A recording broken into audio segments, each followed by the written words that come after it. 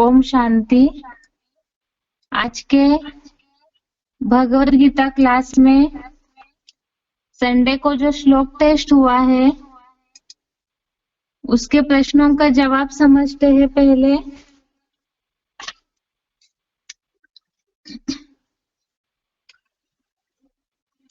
पहला प्रश्न है,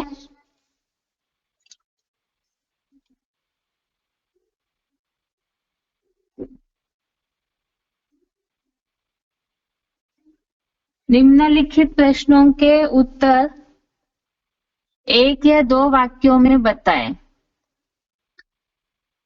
इसमें पहला प्रश्न है, कर्म रोकने वालों को मिथ्याचारी क्यों कहा है? कर्म रोकने वालों को मिथ्याचारी क्यों कहा है? इसका जवाब है, क्योंकि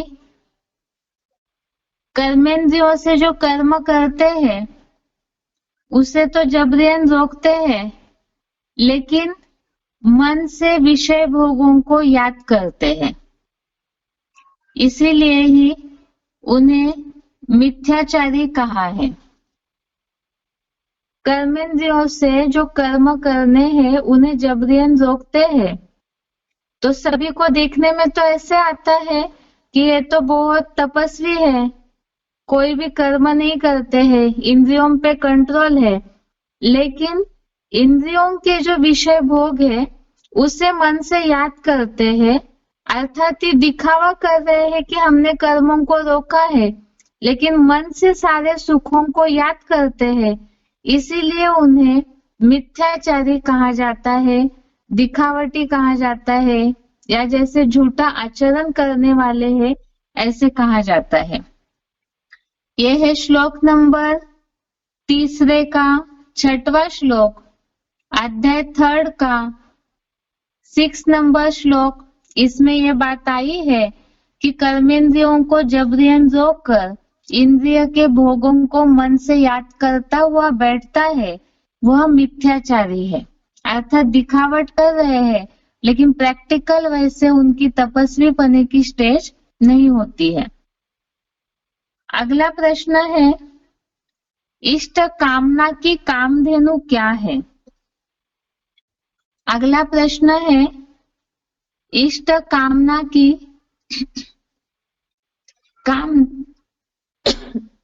इष्ट कामना की कामधेनु क्या है? इसका जवाब है, 3 अध्याय का 10वां श्लोक, अध्याय 3 का श्लोक नंबर 10, इससे रिलेटेड इसका जवाब है, इष्ट कामना की कामधेनु है स्वर्गीय अतीन्द्रिय सुख। ईश्वरीय सेवा से जितना सत्व प्रधान सृष्टि की बढ़ोतरी होती है, उससे अतीन्द्रिय सुख की इष्ट कामना जो है उसकी पूर्ति होती है। 3 अध्याय के 10वें श्लोक में ये बात बताई है, यज्ञ सेवा जो है, इस यज्ञ सेवा से अतीन्द्रिय सुख वाली इष्ट कामना की कामधेनु हो, अर्थात उसकी पूर्ति हो जाती है। अगला प्रश्न है, गीता में कर्मों को कैसे करने बोला है? गीता में कर्मों को कैसे करने बोला है? गीता में खास कर्म करने के लिए नियम बताया हुआ है, मन से इंद्रियों को नियमित करके अनासक्त हुआ कर्मेंद्रियों से कर्मयोग का आचरण करता है, वह विशेष है। प्रश्न के 7 उत्तर दोबारा रिपीट कर रहे हैं। गीता में कर्मों को कैसे करने बोला है? इसका जवाब है 3 अध्याय का 7वां श्लोक, अध्याय 3 श्लोक नंबर 7, स्थिर मन से इंद्रियों को नियमित करके अनासक्त हुआ कर्मेंद्रियों से कर्म योग का आचरण करता है वह विशेष है।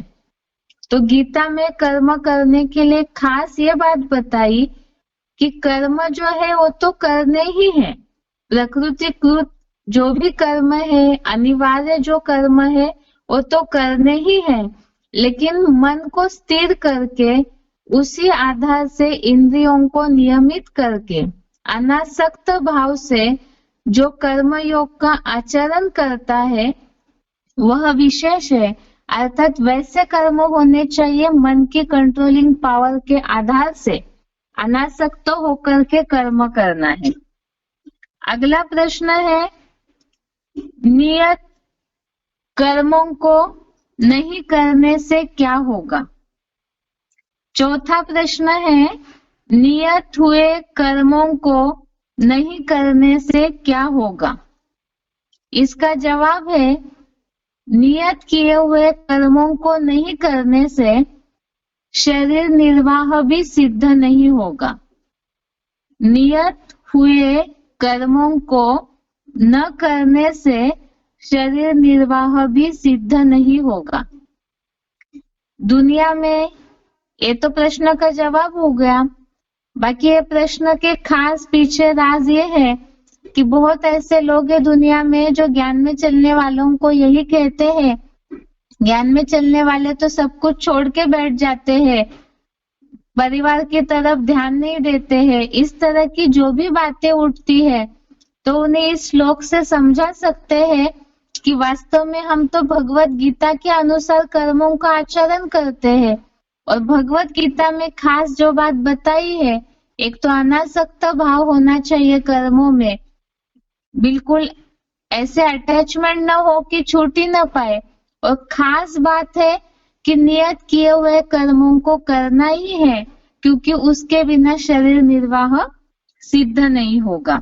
यह है तीसरे अध्याय का 8वां श्लोक, अध्याय 3 श्लोक नंबर 8। इसमें यह बात बताई है कि नैसर्गिक अर्थात जो प्रकृतिकृत नियत हुए जो फिक्स कर्म है जिससे शरीर चलता है, उन कर्मों को तो करना ही है, क्योंकि शरीर को चलाना है, शरीर का निर्वाह करना है। अगला प्रश्न है 5वां, यज्ञ कर्म करने से क्या क्या फायदे हैं? यज्ञ कर्म करने से क्या क्या फायदे हैं? तो इसमें खास बात है, यज्ञ कर्म करने के लिए खास ये बात बताई हुई है। एक तो यज्ञ कर्म करने से बाकी जो दुनियावी कर्म है वो तो कर्म बंधन में डालते हैं, इसीलिए ही यज्ञ कर्म करना है, क्योंकि यज्ञ कर्म करने से अर्थात ईश्वरीय सेवा का यज्ञ कर्म है, और इसे करने से जो इष्ट कामनाएं हैं उसकी पूर्ति होगी। प्रश्न के साथ उत्तर दोबारा देखिए, यज्ञ कर्म करने से क्या क्या फायदे हैं? इसका जवाब है, यज्ञ कर्म करने से पहली बात तो है कि यज्ञ के सिवाय दूसरे कर्म नरक लोक के कर्म बंधन है, और यज्ञ कर्म करने से इस तरह से कर्म बंधन से मुक्त होते जाएंगे। और दूसरा बताया है कि यज्ञ कर्म से जो इष्ट कामनाएं हैं, अतीन्द्रिय सुख, उसकी पूर्ति होगी। तीसरे अध्याय का 9वां और 10वां श्लोक, अध्याय 3 श्लोक नंबर 9 श्लोक नंबर 10, इसके भावार्थ से जुड़ा हुआ ये जवाब है। सबसे पहले जो बोला है, यज्ञ के सिवाय दूसरे किसी कर्म से यह नरक लोक कर्म बंधन है, अर्थात ईश्वरीय यज्ञ की जो सेवा है उससे कर्म बंधन टूटते जाएंगे, क्योंकि ईश्वरीय सेवा में विश्व कल्याण समाया हुआ है, तो ऑटोमेटिकली उससे बाकी जो दुनियावी बंधन है और टूटते जाएंगे, कर्म बंधन खत्म होते जाएंगे। और दूसरा ईश्वरीय यज्ञ कर्म अर्थात ही यज्ञ सेवा है। ईश्वरीय यज्ञ कर्म ही यज्ञ सेवा है और यज्ञ सेवा से इष्ट कामनाएं अर्थात ही अतीन्द्रिय सुख की प्राप्ति होगी। तो ये दो फायदे हैं। वैसे तो फायदे अनेक है, लेकिन श्लोक में जिसका उल्लेख किया हुआ है, इस बात का खास ध्यान रखें कि भगवत गीता में जो यज्ञ कर्म बोला है, तो दुनिया वाले इस बात को ये सोचते हैं कि लौकिक दुनिया में जो अलग अलग प्रकार के भक्ति मार्गीय क्रियाकांड वाले यज्ञ है, जैसे द्रव्य यज्ञ होता है या आहुति वाला कोई भौतिक यज्ञ होता है, बहुत वैरायटी प्रकार के यज्ञ दुनिया में होते हैं। लेकिन वास्तव में वो यज्ञ जो है, उनमें जो आहुति डाली जाती है, वो जो यज्ञ कर्म करते हैं, तो उससे तो दुनियावी लोगों के बंधन नष्ट नहीं होते हैं। जितनी देर वो यज्ञ करते हैं स्वाहा स्वाहा वाले, तो उतनी देर के लिए ही अल्पकाल की उन्हें शांति की प्राप्ति होती है। लेकिन जो अविनाशी रुद्र गीता ज्ञान यज्ञ है, जो यज्ञ पिता के द्वारा स्थापित होता है, उस ईश्वर के द्वारा स्थापन किए हुए ज्ञान यज्ञ की ईश्वरीय सेवा करने से ही अनेक प्रकार की प्राप्ति होती है, अनेक प्रकार के फायदे होते हैं।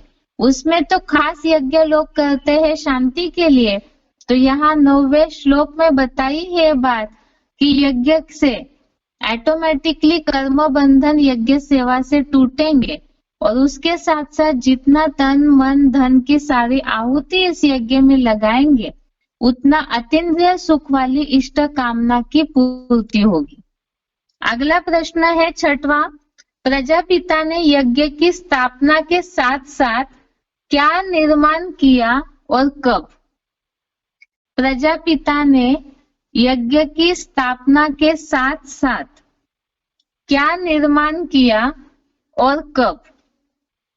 3 अध्याय का 10वां श्लोक, अध्याय 3 श्लोक नंबर 10, इसमें यह बात बताई है कि आदिकालीन अर्थात पुरुषोत्तम संगम युग ही सृष्टि का आदि काल है, और इस आदि काल में ही प्रजापिता ने यज्ञ की स्थापना की और उसके साथ साथ मानसी प्रजा को निर्माण किया।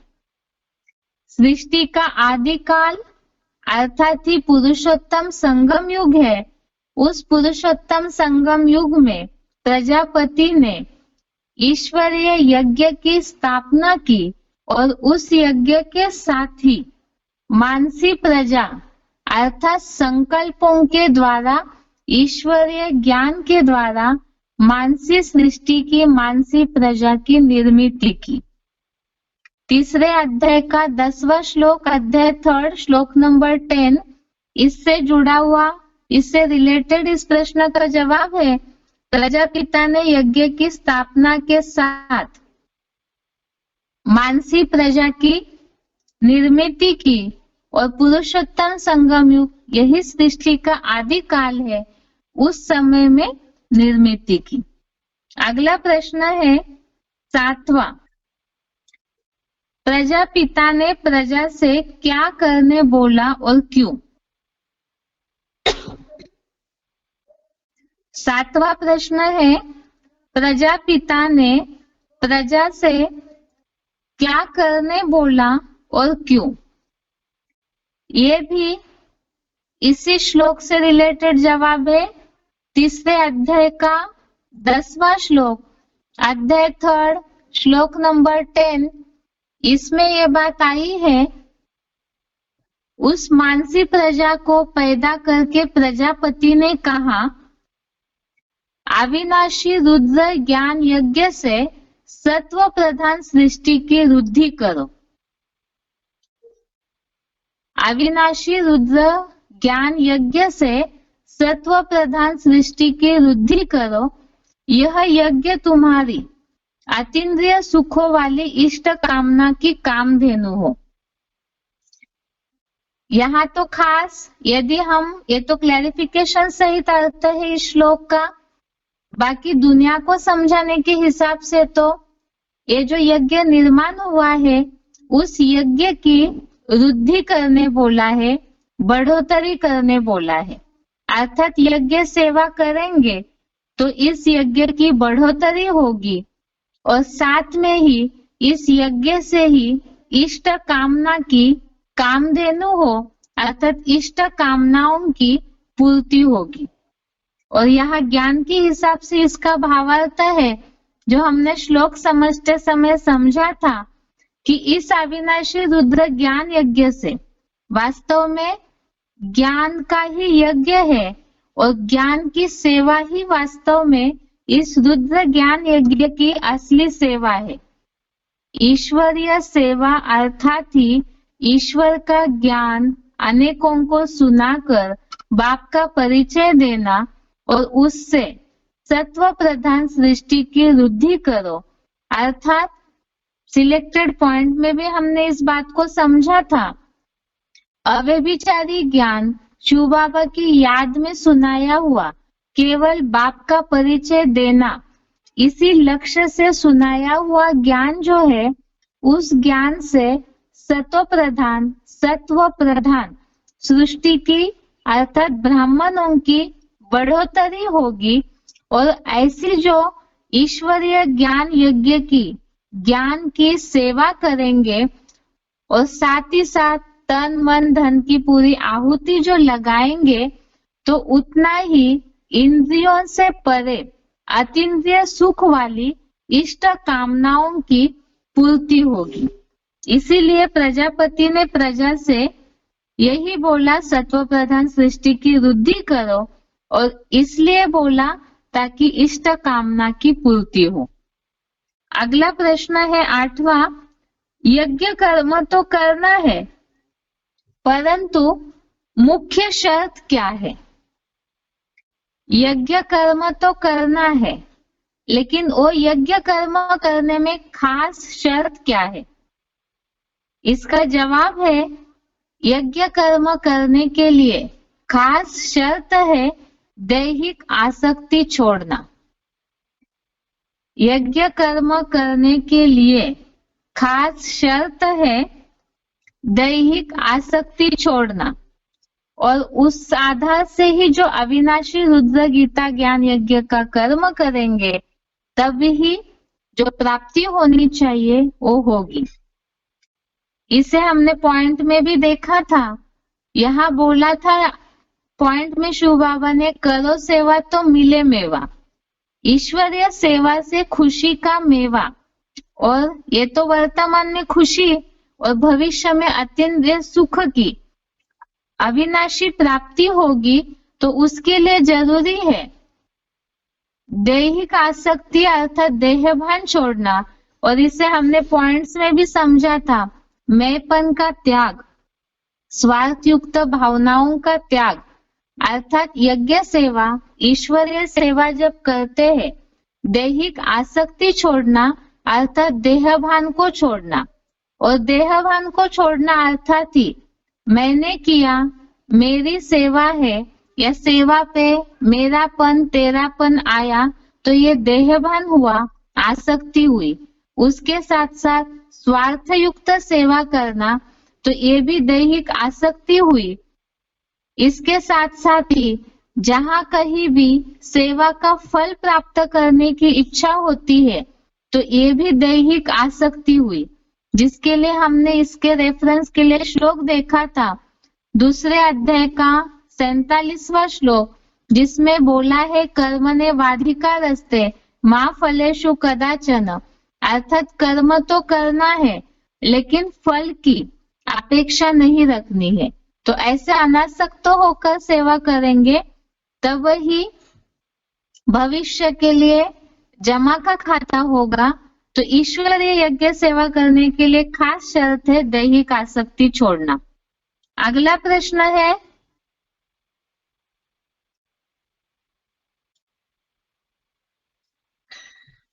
इससे अगला प्रश्न है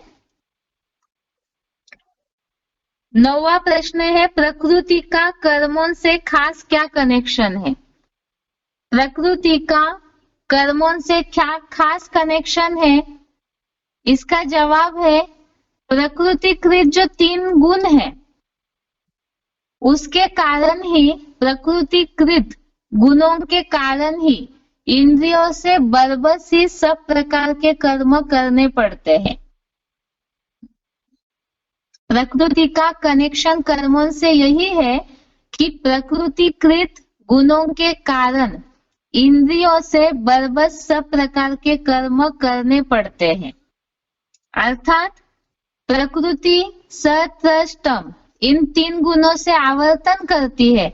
मतलब जैसे जैसे युग बीतता है वैसे प्रकृति अर्थात इस शरीर जो पंचभूतों का पुतला है उसके ऊपर समय के चक्र के अनुसार सतो रजो तमो इन गुणों का असर होता है और इन गुणों के कारण प्रकृति जुड़ी हुई है, तो उसके कारण प्रकृति को इंद्रियों को बरबस कर्म करने पड़ते हैं। ये तीसरे अध्याय का 5वां श्लोक है, अध्याय 3 श्लोक नंबर 5। इससे जुड़ा हुआ जवाब है प्रकृति का कर्मों से क्या खास कनेक्शन है। अगला प्रश्न है 10वां, मिक्स करके ज्ञान सुनाने से क्या होगा। 10वां प्रश्न है मिक्स करके ज्ञान सुनाने से क्या होगा। इसके लिए खास तीसरे अध्याय के 10वें श्लोक में बात आई है सत्व प्रधान सृष्टि की वृद्धि करो। अध्याय 3 श्लोक नंबर 10 में खास प्रजापति ने प्रजा से कहा है सत्व प्रधान सृष्टि की वृद्धि करो, और ये सृष्टि की वृद्धि तभी होगी जब अव्यभिचारी ज्ञान सुनाएंगे। इसे हमने अभी भी समझा है, श्लोक समझते समय भी समझा था कि सत्व प्रधान सृष्टि की वृद्धि तब होगी जब अव्यभिचारी याद शिव बाबा की याद में ज्ञान सुनाएंगे, तो जो भी निकलेंगे वो शिव बाबा से जुड़ेंगे।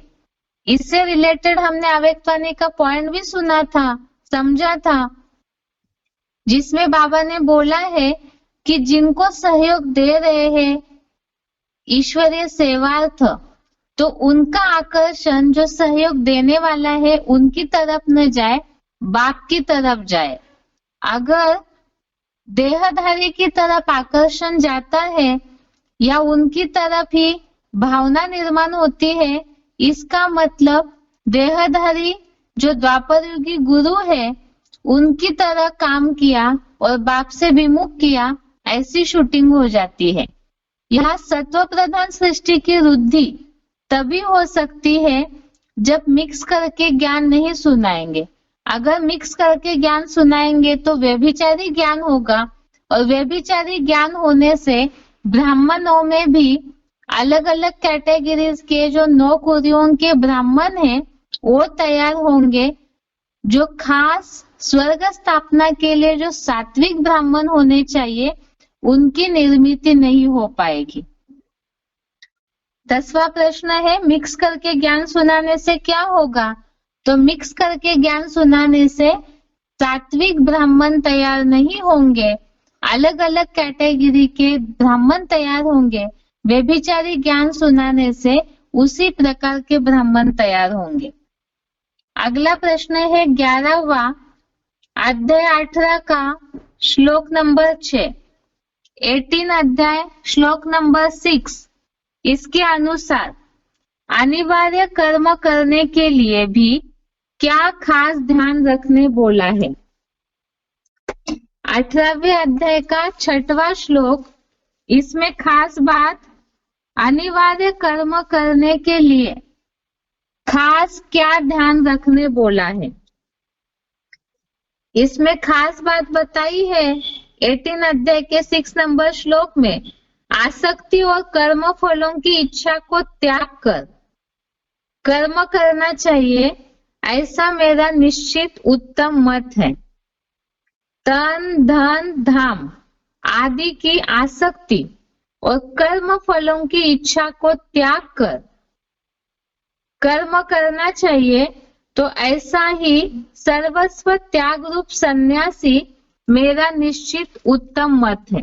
तो भगवान ने खास इसमें बताया है अनिवार्य कर्म तो करना है, जो बताया शरीर निर्वाह के लिए तो कर्म करना ही है, नियत किए हुए कर्मों को करना ही है, लेकिन उसमें खास बात तन धन धाम की आसक्ति और फल की इच्छा को छोड़ करके सर्वस्व त्यागी बनकर जो कर्म करते हैं तो वही उचित है।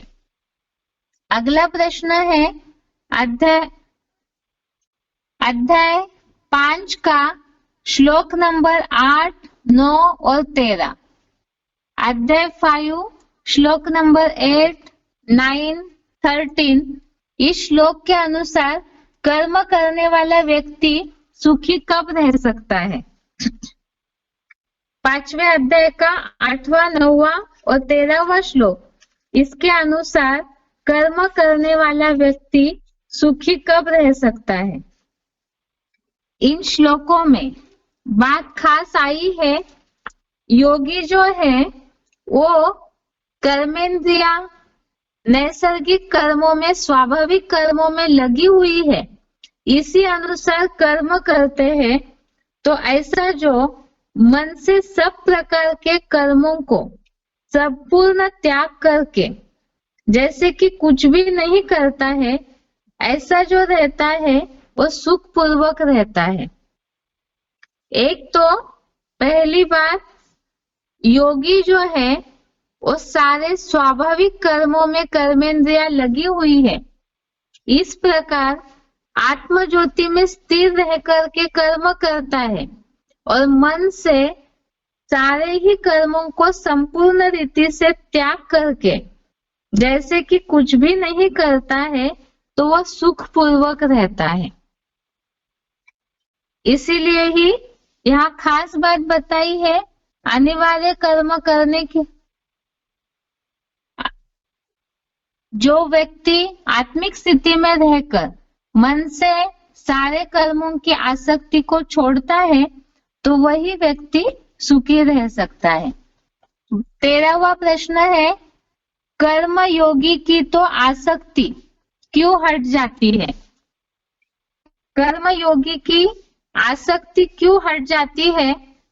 इसमें खास दूसरे अध्याय का 59 नंबर श्लोक, अध्याय 2 श्लोक नंबर 59, इसमें जो बात आई है विषया विनिवर्तन्ते, इस श्लोक के भावार्थ में बात आई है राजयोगी की परमार्थ को देख करके आसक्ति हट जाती है। अर्थात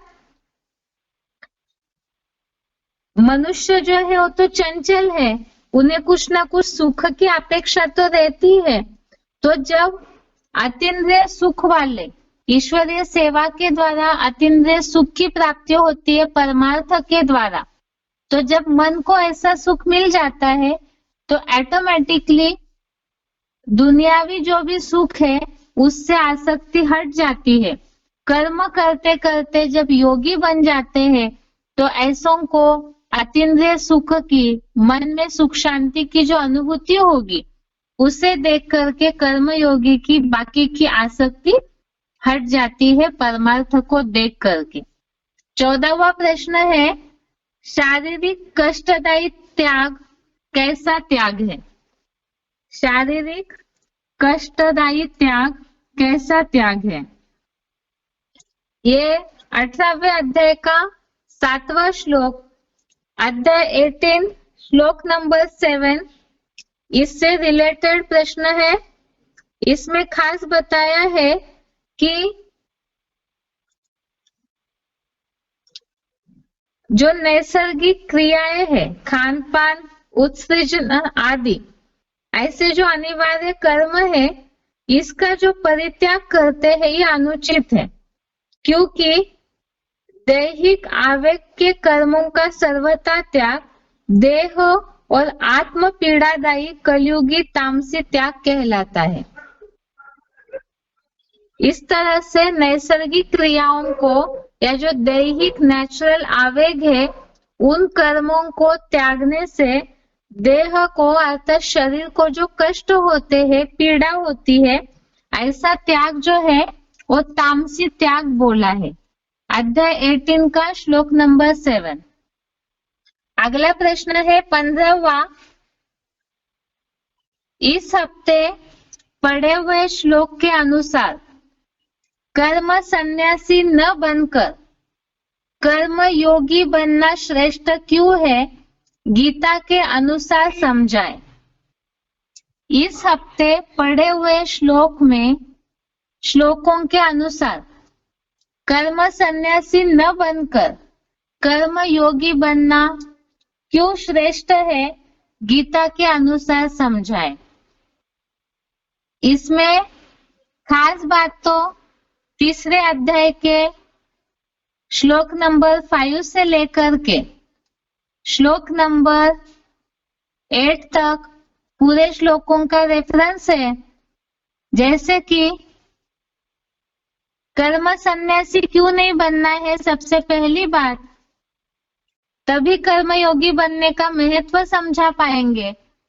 सबसे पहली बात तो है कि ये शरीर प्रकृति का बना हुआ है, पंचभूतों का बना हुआ है, और प्रकृति के जो गुण है सतो रजो तमो, इसके कारण नेचुरली ही सभी को ही कर्म करने ही पड़ते हैं। क्योंकि कोई भी व्यक्ति, भगवत गीता में खास ये बात बताई है, कोई भी व्यक्ति क्षण भर भी अनिवार्य कर्म किए बिना नहीं रह पाता है। इसीलिए ही प्रकृतिकृत गुणों के कारण सबको कर्म करने ही पड़ते हैं, और ऐसे कर्मों को करना छोड़ करके, जो भी अभी 18वें अध्याय का श्लोक भी हमने देखा 6वें नंबर का, ऐसे जो दैहिक आवेग है 7वें नंबर के श्लोक में अभी जो पढ़ा, दैहिक आवेगों को जो नेचुरल क्रियाएं हैं उनको जबरियन अगर रोकते हैं तो शरीर को कष्ट होंगे, और वो तो तामसीपना है। और सात्विक बनना है, वास्तव में योगी इसलिए बनते हैं, कर्मों की करने की आवश्यकता सबको इसलिए है, सब सुख शांति की ओर दौड़ रहे हैं, इसीलिए हठ योगी भी तो प्रयास करते हैं। और इसीलिए ही प्रकृतिकृत कर्मों को गीता के अनुसार छोड़ना है ही नहीं। लेकिन ऐसे भी है जो कि हठ योगी बन करके कर्मेंद्रियों को जबरियन रोक देते हैं, लेकिन मन से याद करते रहते हैं, तो ऐसी दिखावट करने से तो कोई फायदा नहीं है। और देह निर्वाह का जो धंधा करना है उसके लिए तो किसी से मांगना भी नहीं है। इसीलिए खास भगवत गीता में बताया हुआ है कि प्रकृति के अनुसार अगर कर्म नहीं करेंगे तो तुम्हारा शरीर निर्वाह भी सिद्ध नहीं होगा। शरीर निर्वाह के लिए मांगते रहेंगे तो बोला तो है कि मांगने से मरना भला, इसीलिए ही शरीर निर्वाह का कर्म तो करना ही है, इसमें हठ योगी बनने की बात नहीं है। लेकिन वो कर्म करते हुए भी खास भगवत गीता में बताया है, मन से इंद्रियों को नियमित करके, संकल्पों से संन्यास करके, सर्व संकल्प संन्यस्त योगी भवति कश्चन, ये जो भगवत गीता में बोला है इसके अनुसार मन से स्थिर मन करके, इंद्रियों को नियमित करके, जो अनासक्त होता है विषय भोगों से, इंद्रिय भोगों से, तो ऐसा जो कर्मेंद्रियों से कर्मयोग का आचरण करता है वही विशेष है। क्योंकि कर्म सन्यासी बनेंगे, कर्मों को छोड़ेंगे तो देह निर्वाह का धंधा छोड़ेंगे, और देह तो चलाना ही है, क्योंकि शरीर को प्रकृति का नियम है, इस शरीर को चलाना है तो उसका निर्वाह करना है। अब उसके लिए अगर मांगेंगे, हठ योगी बनेंगे, देह को कष्ट देंगे, जबरियन दैहिक आवेगों को रोकेंगे, तो एक तो वो आसुरीपना है, तामसीपना है, और साथ में ऐसा कोई भी व्यक्ति नहीं है सृष्टि पर जो इस तरह से पूरी तरह से अपने इंद्रियों पर कंट्रोल करे। तो फिर ऑटोमेटिकली ही विषय भोगों को मन से याद करते हैं कर्म सन्यासी, उससे तो अच्छा है कि मन से ही सब बातों को छोड़ करके अनासक्त होकर के कर्म योग का आचरण करे, तो यही गीता में विशेष मान्य है या श्रेष्ठ है, ऐसे बताया हुआ है। तीसरे अध्याय का 5 नंबर श्लोक से श्लोक नंबर 8 तक इसका जो सार है भावार्थ का, यही इस प्रश्न का जवाब है। कर्म सन्यासी न बनकर के कर्म योगी बनना ही श्रेष्ठ है। इसीलिए क्योंकि कर्म करते करते योग जितना करेंगे, कर्म करते हुए अनासक्त भाव से जो कर्म करेंगे, तो उसी से ही वास्तव में अतीन्द्रिय सुख की प्राप्ति की अनुभूति होगी। जो बताया है दूसरे अध्याय के 59 नंबर श्लोक में कि परमार्थ को देख करके ऑटोमेटिकली बाकी सारी आसक्ति भी हट जाती है। अगला प्रश्न है, निम्नलिखित श्लोक में आए हुए संस्कृत शब्दों का हिंदी में अर्थ, हिंदी शब्द बताएं। सबसे पहला है मुक्त संग। सबसे पहला है मुक्त संग।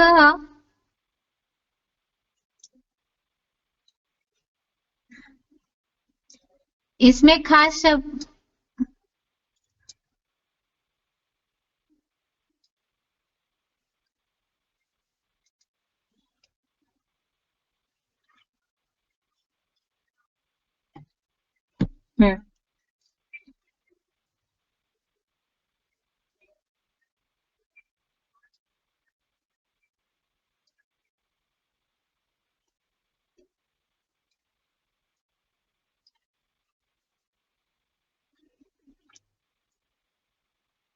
मुक्त संग अर्थात दैहिक आसक्ति छोड़कर।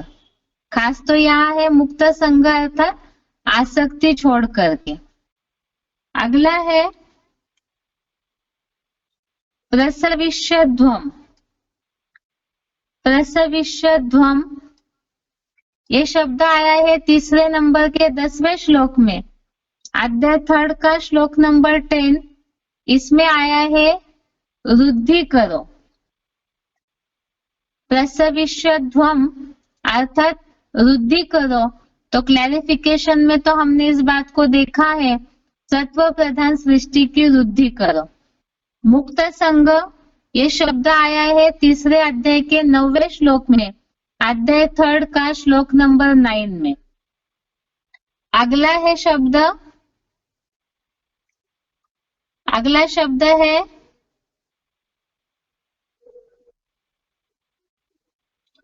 शरीर यात्रापि। शरीर यात्रापि तीसरे अध्याय का 8वां श्लोक, अध्याय 3 श्लोक नंबर 8। इसमें आया हुआ है शरीर निर्वाह भी। शरीर यात्रापि अर्थात शरीर निर्वाह भी। चौथा प्रश्न है विमूढ़ात्मा। चौथा है विमूढ़ात्मा अर्थात महामूर्ख पुरुष। महामूर्ख पुरुष तीसरे अध्याय का 6वां श्लोक, अध्याय 3 का 6 नंबर श्लोक में शब्द है विमूढ़ात्मा। अगला प्रश्न है प्रकृते जय गुणे। अगला प्रश्न है प्रकृते जय गुणे।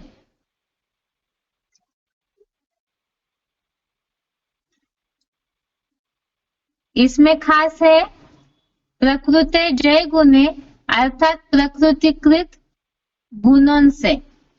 प्रकृते जय गुणे तीसरे अध्याय का 5वां श्लोक, अध्याय 3 का श्लोक नंबर 5। इसमें ये शब्द आया है प्रकृतिकृत गुणों से। अगला प्रश्न है निम्नलिखित प्रसंगों के लिए श्लोक बताएं।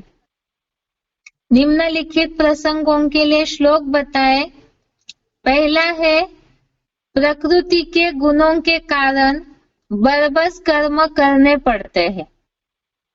प्रकृति के गुणों के कारण बरबस कर्म करने पड़ते हैं। तीसरे अध्याय का 5वां श्लोक, श्लोक नंबर 5। श्लोक है, नहि कश्चित् क्षणमपि जातु तिष्ठति अकर्मकृत् कार्यते ह्यवशः कर्म सर्वः प्रकृति जय गुणे। अर्थात निसंदेह कोई व्यक्ति क्षण भर भी मल मूत्र त्याग आदि अनिवार्य कर्म किए बिना नहीं रह पाता, क्योंकि प्रकृतिकृत सर्वकालीन सत रज तम में से कोई भी प्रधान गुणों सहित इंद्रियों से बरबस सब प्रकार के कर्म करने पड़ते हैं। अगला प्रश्न है,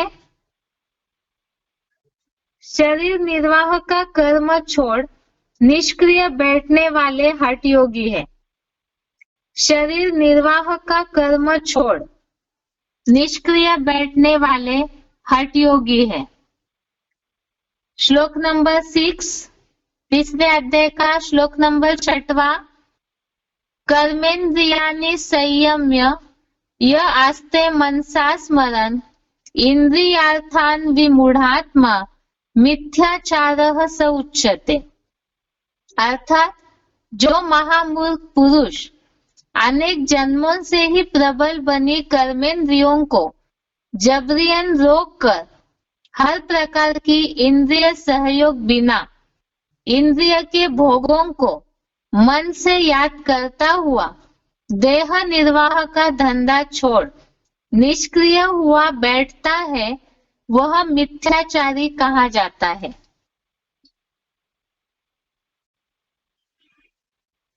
अगला प्रश्न है, अनासक्त कर्म योगी गीता अनुसार विशेष है। अनासक्त कर्म योगी गीता अनुसार विशेष है।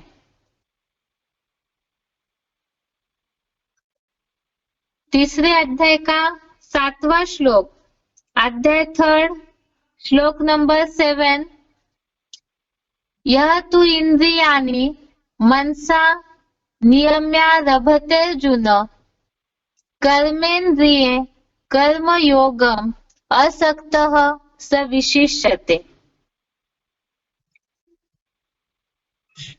अर्थ है, हे अर्जुन, परंतु जो स्थिर मन से इंद्रिय नियमित करके अनासक्त हुआ कर्मेंद्रियों से कर्म योग का आचरण करता है, वह विशेष मान्य है।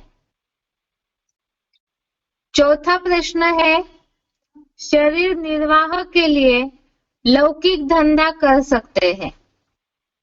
शरीर निर्वाह के लिए लौकिक धंधा कर सकते हैं। तीसरे अध्याय का 8वां श्लोक, अध्याय 3, श्लोक नंबर 8, नियतम कुरु कर्म त्वं कर्म जायो हि अकर्मणः शरीर यात्रा पीछते न प्रसिद्धेत अकर्मणः। अर्थात तू नैसर्गिक नियत कर्मों को कर, कर्म न करने से कर्म करना ही श्रेष्ठ है, और दैनिक कर्म से रहित तेरा शरीर निर्वाह भी सिद्ध नहीं होगा। 5वां प्रश्न है, सब धंधों में है नुकसान सिवाय एक ईश्वरीय धंधे के। सब धंधों में है नुकसान सिवाय एक ईश्वरीय धंधे के। तीसरे अध्याय का 9वां श्लोक, अध्याय 3, श्लोक नंबर 9। श्लोक है, यज्ञार्थात् कर्मण्योऽत्र लोकोऽयं कर्म बन्धनः तदर्थं कर्म कौन्तेय मुक्त संगः समाचर।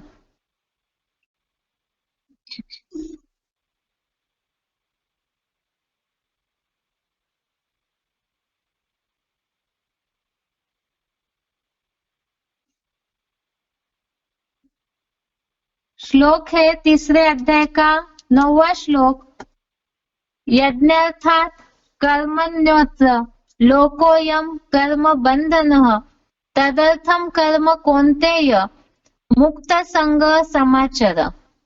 अर्थात रुद्र यज्ञ के सिवाय दूसरे किसी कर्म से यह नरक लोक कर्म बंधन है। हे अर्जुन, दैहिक आसक्ति छोड़ उस अविनाशी रुद्र ज्ञान यज्ञ अर्थ कर्म कर। अगला प्रश्न है, यज्ञ सेवा से ही इष्ट कामना की पूर्ति होगी। यज्ञ सेवा से ही इष्ट कामना की पूर्ति होगी। तीसरे अध्याय का 10वां श्लोक, अध्याय 3 श्लोक नंबर 10। सह यज्ञः प्रजा सृष्ट्वा पुरोवाच प्रजापतिः अनेन प्रसविष्यध्वमेश व अस्तु इष्ट कामधुक्। अर्थात आदिकालीन पुरुषोत्तम संगम युगी शूटिंग में यज्ञ सहित मानसी प्रजा पैदा करके प्रजापति ने कहा, इस अविनाशी रुद्र ज्ञान यज्ञ से सत्व प्रधान सृष्टि की वृद्धि करो। यह यज्ञ तुम्हारी स्वर्गीय अतीन्द्रिय सुखों वाली इष्ट कामना की कामधेनु हो। इस तरह से ये रविवार को जो प्रश्न हुए हैं उसका जवाब है। इसमें खास जो नई गीता है उसमें शायद देखा होगा सभी ने कि अलग अलग हेडिंग के अनुसार श्लोकों का विभाजन दिया हुआ है। तो इसी अनुसार अगर श्लोकों की तैयारी करते हैं तो दुनिया वालों को समझाने के हिसाब से भी आसान हो जाएगा। जिसमें खास तो सारी दुनिया कर्मों के पीछे ही लगी हुई है। और जैसे हमने बेसिक कोर्स में भी समझा था कि क्या कर्म करना चाहिए और क्या नहीं करना चाहिए, इसी में सब चक्राए हुए हैं। और ज्यादातर दुनिया वाले जो ज्ञान में चलने वाले उनके हिसाब से भी अलग अलग प्रकार की भावनाएं रखते हैं। तो यदि हम इन कर्मों की थ्योरी वाले श्लोकों को सही रीति से मुरली पॉइंट्स के आधार से समझते हैं और दुनिया वालों को समझाने के हिसाब से तैयार करते हैं, क्योंकि ये तो हमने पहले भी समझा है, गीता के भगवान की प्रत्यक्षता गीता के आधार से ही होगी। और जैसे कि 10वें श्लोक में खास ये बात बताई है, प्रजापति ने खास मानसी प्रजा से कहा, सत्व प्रधान सृष्टि की वृद्धि करो, बढ़ोतरी करो।